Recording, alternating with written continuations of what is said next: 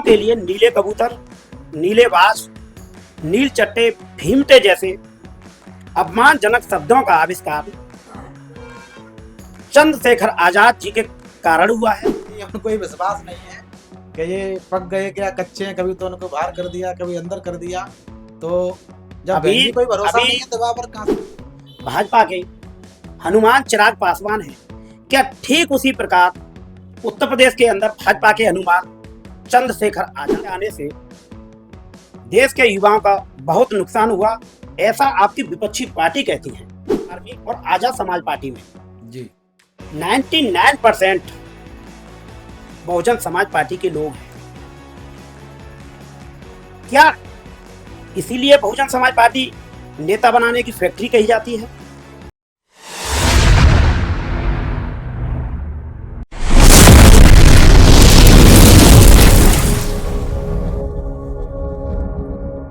नमस्कार, मैं हूं बी आर भोंसले और विचार पॉडकास्ट में आज भीम आर्मी के जिलाध्यक्ष रिंकू सेठ जी और उनसे वार्तालाप करेंगे और जानेंगे कि भीम आर्मी के जिलाध्यक्ष बने हैं तब से आगरा में लगातार वो दौड़ रहे हैं और वार्तालाप करते हैं।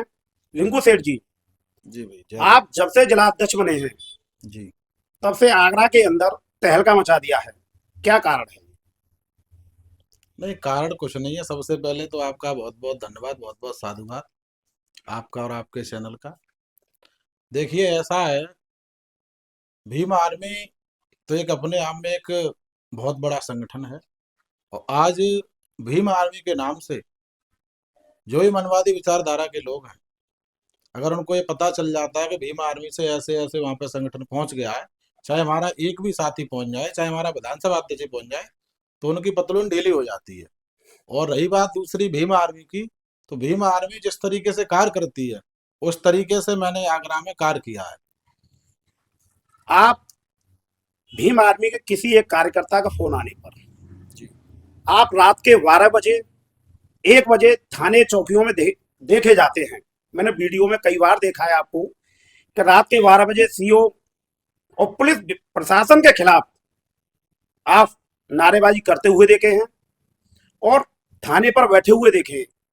ऐसा क्या है, आपके पास गाड़ी में पेट्रोल के लिए पैसा कहां से आता है? देखिए, पैसे की बात तो ये है कि देखो, मैं भी धंधा व्यापार करता हूँ। दूसरी बात ये है कि मैं अपना जो पैसा है, वो पैसा अपने मिशन मूवमेंट में लगाता हूँ, क्योंकि मैं दारू पीता नहीं हूँ, बीड़ी सिगरेट पीता नहीं हूँ और अन्य कोई शौक करता नहीं हूँ। तो उस पैसे को मैं अपने से डीजल पेट्रोल के लिए बचाता हूँ। बाद बाकी रही बात थाने की, पुलिस की, तो अगर पुलिस सही तरीके से कार्य करेगी तो हम लोगों को थाने में जाने की जरूरत नहीं पड़ेगी, रात में फोन करने की जरूरत नहीं पड़ेगी।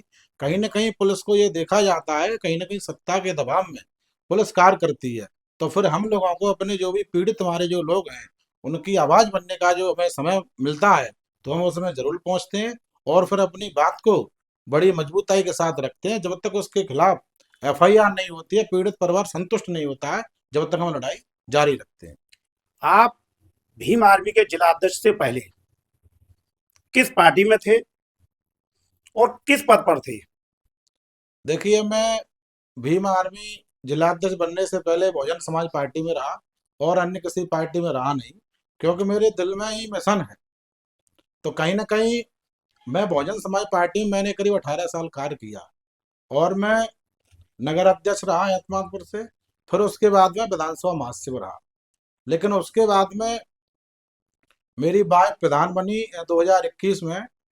तो मेरा मानना केवल यही है कि जो बहुजन समाज पार्टी की जो विचारधारा थी, मैं एक चीज और क्लियर कर देता हूँ आपके सामने, अगर सवाल आया है तो, कि आदमी किसी पार्टी से नहीं होता है, किसी संगठन से नहीं होता है, लेकिन आदमी विचारधारा से जुड़ता है। तो मुझे बहुजन समाज पार्टी की विचारधारा अच्छी लगी, तब तक मैं रहा। लेकिन बहुजन समाज पार्टी की विचारधारा मुझे थोड़ी अटपटी लगी और भीम आर्मी की विचारधारा मुझे ठीक लगी, क्योंकि भीम आर्मी जो भारतीय एकता मिशन संगठन है, उसमें एससी एसटी ओबीसी माइनॉरिटी के लोग हैं। उसमें जो सर्वर कास्ट के लोग हैं वो उसमें नहीं है, वो एंट्री नहीं है उनकी। तो कहीं ना कहीं हमारा जो मिशन मूवमेंट है, हमारा जो कैडर है, वो इस चीज की ओर इशारा करता है। बहुजन समाज पार्टी जब से बनी है, ठीक है, उसमें 4 बार सरकार में भी हम लोग रहे, लेकिन जो मानवर साहब की जो विचारधारा थी, बहुजन सुखाए बहुजन हिताय, वो बहन जी ने सर्वजन सुखाय सर्वजन हिताय जो करी, जब से पार्टी का ग्राफ गिरा है। बहन जी एक राष्ट्रीय नेता है और वो सर्व समाज की बात करती हैं, वो बहुजन समाज की नेता नहीं है, लेकिन वो आज राष्ट्रीय अध्यक्ष हैं बहुजन समाज पार्टी की, तो वो सर्व समाज की बात करती हैं। हो सकता है कि बहुजन हिताय और सर्वजन हिताय जी लगा दिया। क्या ये बात सच है कि जब से भीम आर्मी का उदय हुआ है तब से हिंदूवादी संगठन बौखलाए हुए हैं और उनकी हालातें खराब हैं? ऐसा क्यों? ऐसा क्या है भीम आर्मी के अंदर? देखिए ऐसा है भोसले जी, भीम आर्मी एक बहुत बड़ी ताकत है। भीम आर्मी हमारे पूरे देश में हमारा संगठन है। और रही बात, Bhim army SC ST OBC minority के लोगों से मिलकर बनी है। और जो मनवादी संगठन है वो 15% लोग हैं, और हम यहाँ पे 85% लोग हैं। तो इस वजह से वो पहले तो बहुत फड़फड़ाते थे, लेकिन जब से भीम आर्मी बनी है तब से उन लोगों को पता चल गया है कि भाई हमारी अब पार नहीं पड़ेगी। और वो कहीं ना कहीं इस चीज को बड़ा खिसियाते हैं, कह रहे यार हम कोई भी विरोध करते हैं, कुछ भी करते हैं, भीम आर्मी आ जाती है, और फिर भीम आर्मी आ गई तो फिर उनको पूंछ दबा के पीछे भागना पड़ता है। हमारे काम में भीम आर्मी टांग अड़ा देती है। दतिया में देख लो आप, दतिया में क्या हुआ था, रेल बना दिया था। अच्छा, ऐसा क्या है चंद्रशेखर आजाद में कि उत्तर प्रदेश के अंदर उनकी लोकप्रियता बढ़ती जा रही देखिए ऐसा है, चंद्रशेखर भाई एक संघर्ष करके नेता बने हैं, और वो सड़क से लेकर संसद तक संघर्ष ही कर रहे हैं आज तक भी। और हमारा समाज जो क्या है, हमारा समाज, पहले तो आप लोगों को पता ही है, हमारा समाज इन मनवादी लोगों की विचारधारा के लोगों ने गुलाम बनाया। तो हमारा समाज इतना सक्षम नहीं है, लेकिन हमारे समाज पर जहाँ भी कोई अन्याय अत्याचार होता है तो अगर उनकी कोई आवाज बनता है तो बड़े भाई एडवोकेट चंद्रशेखर आजाद जी बनते हैं, तो लोग उनको अपना मसीहा के रूप में देखने लगे। तो उसी के कारण उनकी लोकप्रियता बढ़ती जा रही है। है। एक तीखा सवाल, चंद्रशेखर आजाद वहां जाते हैं, यहां दलित की हत्या जनरल या ओबीसी समाज का व्यक्ति करता है। चंद्रशेखर आजाद वहां नहीं जाते जहां एक दलित की हत्या मुस्लिम समाज का करता है। ऐसा क्यों? नहीं देखिए ऐसा है, वो आपका देखने का नजरिया है। चंद्रशेखर भाई उस जगह जाते हैं जहाँ पर जो भी दलित समाज का, चाहे वो कोई अन्य भी समाज का हो, कोई दिक्कत नहीं, OBC समाज का हो, चाहे वो क्षत्रिय समाज का हो, अगर उसको न्याय दिलाने का कार्य अगर कोई करता है तो भीम आर्मी आजाद समाज पार्टी के राष्ट्रीय अध्यक्ष चंद्रशेखर भाई करते हैं। काफी जगह ये सुनने को मिला है, यहाँ मुस्लिम समाज अगर हत्या करता है दलित की, चंद्रशेखर आजाद वहां दूर दूर तक दिखाई नहीं देते। मैं ऐसा क्यों? मैं फिर कह रहा हूँ आपसे, भाई उस जगह जाते हैं जहाँ जो हमारा पीड़ित परिवार है उसको न्याय दिलाने पुलिस कहीं ना कहीं कार्य नहीं कर रही हो। जब पुलिस बेहतर कार्य कर रही है तो फिर हमें जाने की जरूरत क्या है? क्योंकि भाई हम संविधान को मानने वाले लोग हैं। जब पहले से ही पुलिस ने अच्छी कार्रवाई की है तो फिर वहां पे हमारा जाने का मतलब ही नहीं। चंद्रशेखर आजाद जी के गृह क्षेत्र सहारनपुर में, सहारनपुर की विधानसभा बेहट में अभी कुछ दिन पहले ही रविदास जी की जयंती पर मुस्लिम समाज के प्रधान और मुस्लिम समाज के लोगों ने जयंती को नहीं निकलने दिया। और प्रधान ने कहा, मैंने खुद सुना, प्रधान ने कहा कि आप जयंती निकालिए, हम मना नहीं कर रहे। चार दीवारी में पहले आप भंडारा किया करते थे, भंडारा करिए लेकिन जयंती नहीं। ऐसा क्यों? देखिए उन लोगों की जो विचारधारा है वो कहीं ना कहीं मनवादी विचारधारा है। और जैसे हिंदू धर्म है उसके अंदर मनवादी विचारधारा के लोग हैं, इसी प्रकार के जो मुस्लिम धर्म है उसमें भी कुछ मनवादी विचारधारा के लोग हैं। हालांकि वो जो उन्होंने जो रविदास जी की जो जयंती रोकने की बात कही है, वो कहीं ना कहीं हमारे जो विरोधी दल के नेता हैं उनके संपर्क में है, और कहीं ना कहीं उन्होंने जो ऐसा जो कार्य किया है वो गलत किया है। हालांकि उस पर हमारी पार्टी और संगठन का एक्शन हुआ है, तो उन लोगों से वार्ता की गई है, तो वहां पे समझौता हो गया है मेरे संज्ञान वहां में। भीम आर्मी तो अभी तक नहीं गई, लेकिन बहुजन समाज पार्टी के लोग गए, ऐसा सुनने को आया है। नहीं नहीं, हमारे हमारे संगठन भी गए, हमारे राजन गौतम जी हैं वो भी वहां पे गए, और मैंने वो समझौता है वो भी मैंने देखा है। दूसरी चीज मैं आपको बता रहा हूँ, वो दूसरे विरोधी दल के लोग हैं, और वो कहीं ना कहीं चंद्रशेखर भाई को अपना टारगेट करने की कोशिश करते हैं कि कैसे भी करके इनको गिराफ गिराया जाए, क्योंकि उनका सहारनपुर जो क्षेत्र है वो उनका गृह क्षेत्र है। तो ऐसी घटनाएं जो हुई हैं वो, मैं तो भाई इनको विरोधी करूंगा। ऐसी घटनाएं नहीं होनी चाहिए, क्योंकि देश संविधान से चल रहा है। चाहे वो कोई मुस्लिम रोके, चाहे कोई हिंदू रोके, चाहे ईसाई रोके, कोई भी रोके, लेकिन गलत तो गलत है। मनवादी तो हर समाज बिल्कुल, में है। मनवादी हर समाज में होता है। और वो मनवादी की, मैं तो भाई कोई जाति कोई धर्म नहीं मानता, और धर्म नहीं, मनवादी तो मनवादी है, क्योंकि देश संविधान से चल रहा है, मनुस्मृति से नहीं चल रहा। मनवादी हर समाज में हो सकता है, जरूरी नहीं कि जनरल में हो। मुस्लिम समाज में भी मनवादी हो सकता है, ऐसा कहना है हमारे रिंकू सेठ जो भीम आर्मी के जिलाध्यक्ष हैं। अच्छा, एक और तीखा सवाल। जी। काफी लोग कहते हैं, आपके विपक्ष के लोग कहते हैं कि जैसे बिहार में भाजपा के हनुमान चिराग पासवान हैं, क्या ठीक उसी प्रकार उत्तर प्रदेश के अंदर भाजपा के हनुमान चंद्रशेखर आजाद हैं? नहीं, ये तो आपका सवाल ही गलत है। पहली बात तो देखो भाई, हम तो मेरा नहीं, ये समाज के लोग नहीं कहते नहीं हैं। नहीं, वो ऐसा है ना, वो प्रचार गलत हो रहा है। चंद्रशेखर भाई जितने भाजपा पे प्रहार करते हैं, शायद मेरे ख्याल से पूरे देश में कोई नेता इतना प्रहार नहीं कर रहा हो। दूसरी चीज देखो, हम तो भाजपा को अपना विरोधी दल मानते हैं, क्योंकि वो सरकार में बैठी है। और हालांकि जो भाई पे जो टैग लगाया जाता है भाजपा का हनुमान, ये गलत है। कहीं ना कहीं देखो, वो तो देखने को मिल रहा है, जो भाजपा की तारीफ जो दल कर रहे हैं, मैं तो उनको मानूंगा असली हनुमान तो वो है। भीम आर्मी के आने से देश के युवाओं का बहुत नुकसान हुआ, ऐसा आपकी विपक्षी पार्टी कहती है। वो पार्टी गलत कहती है, क्योंकि हम लोगों को अगर लड़ाई लड़नी है, तो उसमें हम तो कहते हैं बलिदान भी देने पड़ते हैं। हमारे महापुरुषों ने बलिदान भी दिए हैं। संघर्ष ऐसे ही नहीं होता है। लेकिन जो टैग हम लोगों पर लगाया जाता है कि भीम आर्मी, आजाद समाज पार्टी के लोग हमारे जो युवा साथी हैं, उन पर मुकदमे लगवाते हैं, जेल भिजवाते हैं, ऐसा नहीं है। क्योंकि हम अपने मान सम्मान की लड़ाई लड़ते हैं। जब सरकार तानाशाह बैठी हो, जब कोई सुन नहीं रही हो, जब हम अपने शांतप्रिय तरीके से आंदोलन करते हैं, और किसी भी आंदोलन में आप लोग देख लेना, हमारे लोगों ने कोई बदतमीजी नहीं की। वो भीड़ में जो सरकार की तरफ से जो लोग हैं, वो कहीं ना कहीं उसको दोषी बनाने के चक्कर में, या उस आंदोलन को फेल करने के चक्कर में, अपने लोगों को घुसाकर और उसमें ईंट पत्थर भगवा देते हैं, या कुछ भी तोड़ फोड़ करवा देते हैं, जिससे क्या है कि भीड़ उग्र हो जाती है, और कहीं ना कहीं हमारे समाज का नुकसान हो जाता है। आपका कहना है कि सत्ताधारी पार्टी हमारी भीड़ में घुसकर बवाल कराना चाहती है। बिल्कुल, हमारे जो भीम आर्मी के लोग हैं, वो तो संविधान को मानने वाले लोग हैं। वो तो वहाँ शांतिप्रिय तरीके से आंदोलन करते हैं, वो क्यों लड़ने जाएंगे। आपके संगठन और भीम आर्मी, आपका संगठन भीम आर्मी और आजाद समाज पार्टी में जी। 99% बहुजन समाज पार्टी के लोग हैं। क्या इसीलिए बहुजन समाज पार्टी नेता बनाने की फैक्ट्री कही जाती है?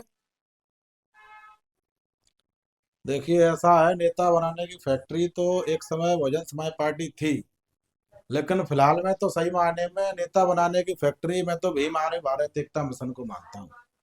क्योंकि मैं खुद बता रहा हूँ कि मैंने बीएसपी में 18 साल काम किया, लेकिन 18 साल कार्य करने के बावजूद भी मैं नेता नहीं बन पाया। लेकिन 2023 में मैंने भीम आर्मी ज्वाइन की, और आज मैं आराम से देखो जिलाध्यक्ष हूँ, और अपने समाज की बात रखने का मौका मिल रहा है। वहाँ क्या है कि बहुजन समाज पार्टी में जो हमारे लीडरशिप है, वो बुजुर्ग लोग हैं। और भीम आर्मी आजाद समाज पार्टी में जो हमारी लीडरशिप है, वो युवा वर्ग है। और आप भी इस बात को भली बात ही जानते होंगे भोसले जी, कि भारत के अंदर जो लोग हैं, वो मेरे ख्याल से 70 से 75% की तादाद में युवा वर्ग है। तो अब वो हमारा समाज भी यही मानने लगा है कि हमारा जो नेतृत्व करने वाला हो, वो कहीं ना कहीं युवा वर्ग से। अभी आपने कहा कि बहुजन समाज पार्टी में बुजुर्ग रह गए हैं। मायावती जी ने आकाश आनंद जी को युवाओं को सौंप दिया। क्या आकाश आनंद जी युवा नेतृत्व नहीं कर पा रहे? देखो, अभी तक तो नहीं कर पाया उन्होंने। भोसले जी अभी तक तो नहीं कर पाया। इस बात को आप भी स्वीकार है। नहीं स्वीकार कैसे, युवा हैं अभी, युवा करेंगे क्यों नहीं, आगे चल के और करेंगे अच्छी तरीके से वो। अभी तक तो उन्होंने, देखो आकाश आनंद जी हमारे भाई हैं, लेकिन अभी तक उन्होंने अपनी ऐसी कोई छाप नहीं छोड़ी। अभी तो हमारी जो माननीय बहन जी उनको ही विश्वास नहीं है कि ये पक गए क्या कच्चे हैं, कभी तो उनको बाहर कर दिया कभी अंदर कर दिया। तो जब अभी बहन जी कोई भरोसा अभी नहीं है दवा पर कहाँ से भरोसा कर लेंगे। अभी बसपा सुप्रीमो मायावती जी ने पूरे उत्तर प्रदेश के विधानसभा लेवल की मीटिंग ली और उस मीटिंग में आकाश आनंद और एक विधायक जो बसपा के एक ही विधायक हैं और सतीश चंद्र मिश्रा जी को बोला है कि ये सब लोग प्रदेश का दौरा करेंगे, एक एक जिला का दौरा करेंगे। और आप कह रहे हैं कि अभी आकाश आनंद परिवर्तन नहीं हुए। देखो मैं तो समाज की बात बता रहा हूँ क्योंकि मैं समाज के बीच में ज्यादा रहता हूँ। अभी समाज क्या है मैं आपको बताऊं। अभी जो आकाश आनंद जी की जो पहचान है वो माननीय बहन जी के भतीजे के रूप में है। अभी आकाश आनंद जी के रूप में पहचान अभी नहीं आजाद समाज पार्टी के प्रदेश संगठन मंत्री है जी। श्री श्याम प्रकाश बौद्धी जी ने पार्टी से इस्तीफा दिया, इस पर आप क्या कहेंगे? देखो वो उनका निजी विचार है और उन्होंने अभी जो इस्तीफा डाला है अभी कोई बातचीत उस पर हुई नहीं है। लेकिन वो उनका निजी विचार है, क्या बात है क्या नहीं हमें जानकारी नहीं है इसके बारे में। बहुजन समाज पार्टी इतना बड़ा दल था तो आजाद समाज पार्टी बनाने की जरूरत क्यों पड़ी? ये आपका सवाल बहुत अच्छा है। देखिए मैंने अभी शुरुआत में बताया था कि आदमी किसी पार्टी के साथ नहीं रहता, आदमी विचारधारा के साथ रहता है। भारतीय जनता पार्टी में जो लोग हैं वो मनवादी विचारधारा के लोग हैं। बहुजन समाज पार्टी में जो लोग हैं वो कहीं ना कहीं बहुजन समाज के ही लोग हैं और वो मिशनरी लोग हैं। तो ऐसे ही बसपा ने अपना जो कैडर था, मिशन था, उसको कहीं ना कहीं पीछे छोड़ दिया और कहीं ना कहीं मिशन से वो बहुजन समाज पार्टी का जो दल है वो भटक गया। इस वजह से आजाद समाज पार्टी बनानी पड़ी और उससे बसपा भी में आज भी कैडर लगते हैं। आप कह रहे हैं कि आप कैडर से बसपा भटक गई और बसपा में आज भी कैडर लगते हैं। वाम से वन आज भी सक्रिय है पूरी तरीके से। मानवर साहब का यही कैडर था। मानवर साहब एक पेन दिखाते थे कि 15% लोग 85% लोगों पर राज कर रहे हैं। मानवर काशीराम साहब कहा करते थे कि ये लड़ाई राजपाट की लड़ाई है और ये लड़ाई हमें किसी की मेहरबानी से नहीं लेनी है, ये लड़ाई हमें अपने अंदर शक्ति पैदा करने के बाद जीतनी है। तो अब बहन जी आप लोग देख ही रहे हैं कि ब्राह्मणों का कार्ड खेलती हैं, कभी मुसलमानों का कार्ड खेलती हैं, कभी क्षत्रियों का कार्ड खेलती हैं। जब हमारे पास पहले से ही 85% 90% की बहुजन समाज है तो हमें दूसरे समाज में जाने की जरूरत क्या है। बसपा राष्ट्रीय पार्टी है, सर समाज की बात करती है तो बोलना तो पड़ेगा। देखो ऐसा है हमारे पास 85-90% की तादाद में समाज है, वोट है। तो मेरे ख्याल से जो 10% या 15% की मात्रा में जो समाज है उस समाज ने, मनवादी जो समाज है, उसने हमारे ऊपर बरसों से, हजारों बरसों से अन्य अत्याचार किया, शोषण किया है।